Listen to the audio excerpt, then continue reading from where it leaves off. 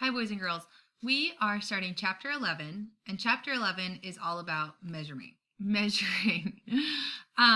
So today we're going to talk about measuring with a ruler. So remember those rulers I sent home? Mine's a lot smaller than yours. We are going to measure the length, the distance between 2 points on an object. So it's going to be a lot easier with your ruler because it's larger, but I'm going to go ahead and measure this stapler. So if you look on my ruler, you'll notice that there's these numbers.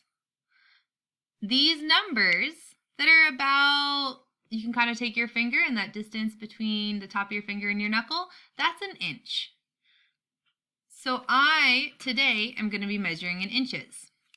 In order to do this precisely, I'm going to take notice of those little marks between the inches. And those are 1/4 inches, the longer ones, and then 1/16 inches. So keep that in mind.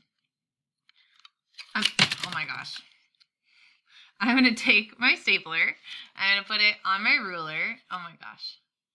And I can see that it is, when it's nice and lined up, I'm right a little bit under 5.5 inches.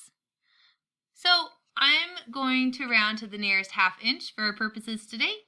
And I'm going to say it's 5.5 inches.